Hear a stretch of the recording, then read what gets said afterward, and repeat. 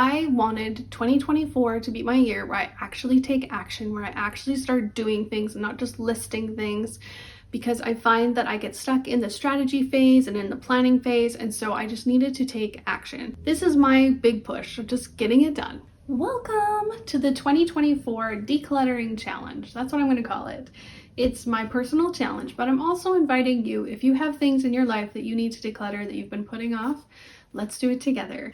So for the next few weeks, I'm going to be releasing 2 videos a week, so 6 videos total of me decluttering different areas of my house. I also created a little workbook so you guys could follow along if you wanted to, fill it in, check things off, just whatever helps to spark the desire to also get things decluttered out of your home, because I know I'm not alone here. So I wanted to take this first video, this little intro video, to talk to you guys about some of the guidelines that I'm following. You can totally make up your own guidelines. These are the ones that I put into the workbook, but you don't have to follow them exactly, right? Like, do what works for you and your family and your home. The first one is to really give yourself a challenge, whether it's to allot a certain amount of time or a certain number of things, and just try and challenge yourself.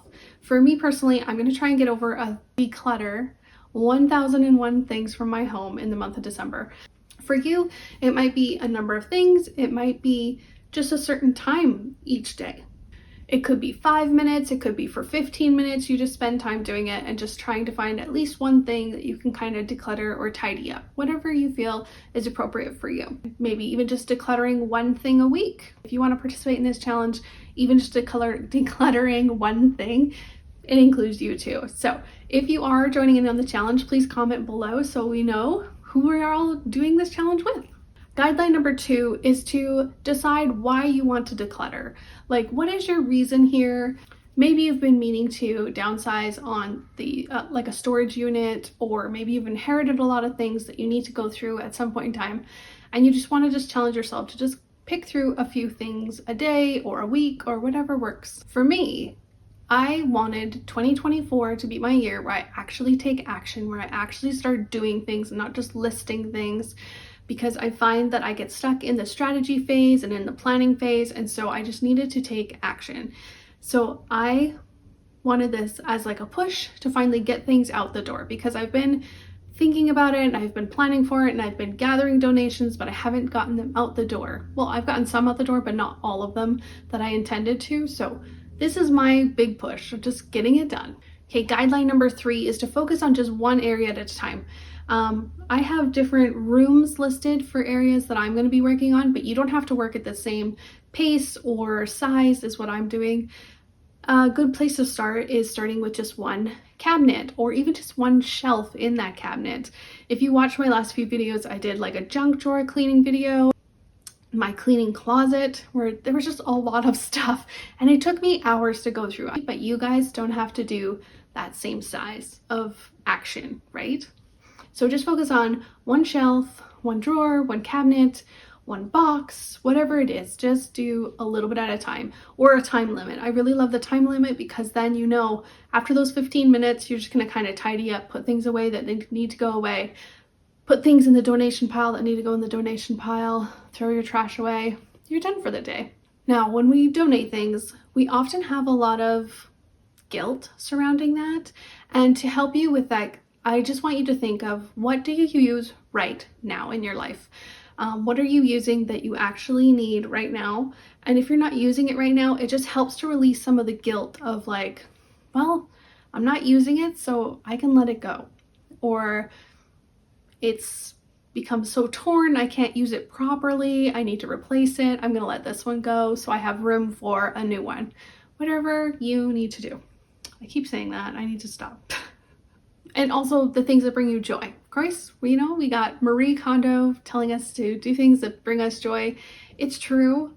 If the item brings you joy, then you want to keep it, right? The limit here is that you can't have everything give you joy.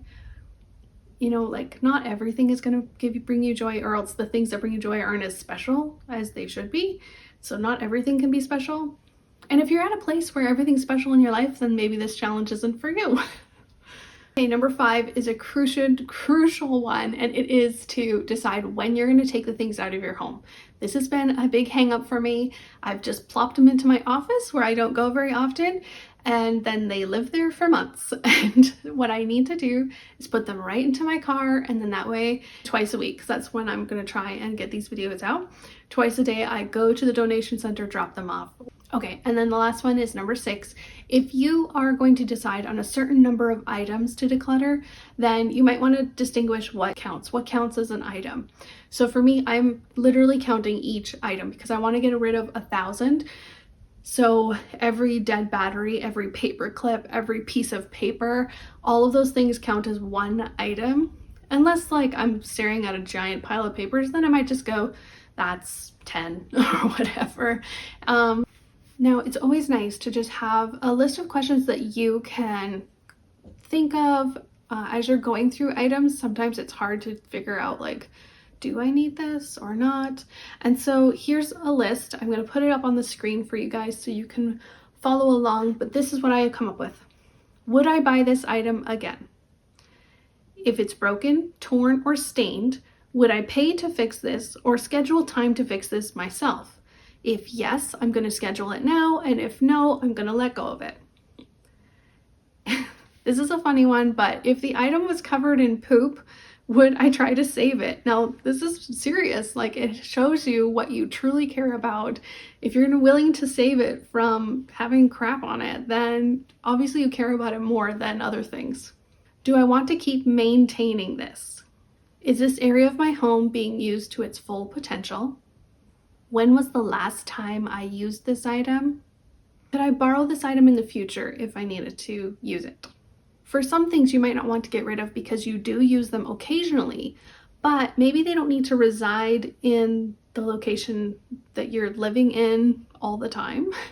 So the example is like, maybe you have some Christmas or special dishes for Easter or something, but you don't need to keep them in your kitchen all the time. So maybe those could be stored in a box in your storage room and you pull them out for those special holidays.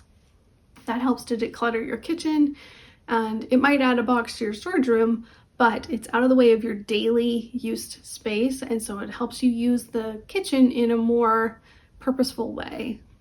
If I'm using this item, does it make my life easier in some way? If I have multiples of this item, how many do I need to use at one time? Or how many do I actually need? Is this something I'm keeping just in case? And then you want to consider, how often is it likely for that just in case event to occur? Because like personally, I'm a big proponent of being prepared in case of an emergency, but lots of times I'm hanging on to things just in case, but it's not for an emergency situation. It's for like, maybe I'll craft with this sometime later. That's not really an emergency. I don't think I need to hang on to it for just in case.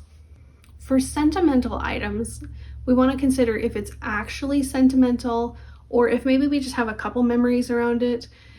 For some of those things, I'm going to be taking a picture of, I'll be journaling about it, so then that way I have a record of it for myself, but I don't need to hang on to it, to care for it for years to come. Would anybody use this item if I was gone? So I think of like Swedish death cleaning. If you've heard of the tactic, you can Google it, but basically it's when you look at your stuff and you consider, is somebody going to use this item when I'm gone? Like, is it actually something someone would use? Is it something that is like a real heirloom that has been passed down for years that actually brings some joy or education to our family in some way? Like some history, some depth. I think those things are okay to a certain extent, but we don't need 20,000 heirlooms, right? Like having 3 or 4 is probably lots. I'm going to say that, but somebody's going to comment about how they have like 20 or something. You do you though. You know your home better than I do. So I'm just going to say for me. All right, so now we're going to get on to the areas that I'm going to be decluttering. So the first video is going to be all of my existing donations, recycling, trash, that kind of stuff that I already have around my house that is just an easy go. It's a great place to start, you guys, because you've already decided that you can get rid of those things, so you can release them that much easier, and it just starts you off with a little bit of a bang, because then you could be like, I got rid of 200 things today because I already had some things in donations. I had some things that I was going to be recycling that I just hadn't gotten around to yet. And it's just a great way to start. The second video is going to be for decluttering kitchen things and decluttering bathroom things. We have 3 bathrooms in our home. I'm going to be going through each of the bathrooms and trying to utilize these tips and these list of items in each of the bathrooms and trying to get rid of as much stuff as I can. It'll probably be a smaller load of things because I'm not looking at getting rid of hundreds of things from the bathroom or kitchen. It's going to be just, 5 or 6 here and 1 or 2 there kind of thing. The third video is going to be kind of my odd spaces. The outside, the living room, the family room, the garage, anything for pets. But these are spaces that sometimes they just have things living. We have stuff under our back deck that we need to get rid of that has been down there forever. Not forever, because we only lived here for like 10 years, but for 10 years. The fourth video is going to be about bedrooms and clothing. So I'm going to go through all of our bedrooms. There's 6 of us that live here in this home. So we're going to go through all of our bedrooms, all of our clothes, and just try and get rid of also outerwear, shoes, those kind of things. So like also the mudroom, I guess, would be included in that. So bedroom, clothing, mudroom, anything to do with bodies or sleeping. The 5th video is going to be the office stuff, electronics and tech, and anything else that's kind of miscellaneous, craft things, lots of that kind of stuff. And then the last video is going to be digital. So it's going to be like digital photos and emails, documents, apps, all that kind of jazz. Then we get to count those stuff.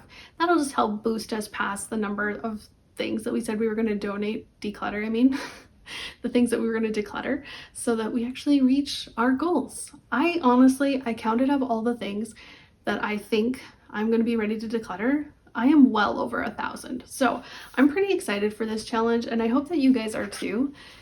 If there is anything missing from this intro, please drop it down in the comments and I'll try to answer as best I can. Also, if you're joining in the challenge, also drop that down in the comments, because we need a community here of us to help show that like it's okay. We can let go of these things together. So anyways, I hope that you guys join me, or at least watch some of the videos and get some inspiration. It may not be the best time right now for you to declutter. I get it. It's the holidays. It's kind of a crummy time for me to pick. A decluttering challenge just felt like it made sense for me, and it was a good timing for me. So I'm going to do this now. If it's not good for you, then maybe watch these videos in January. That would be another great time to do a declutter challenge. So I'll talk to you guys in the next video. We will be decluttering all the existing donations and trash and recycling from my home. See you there.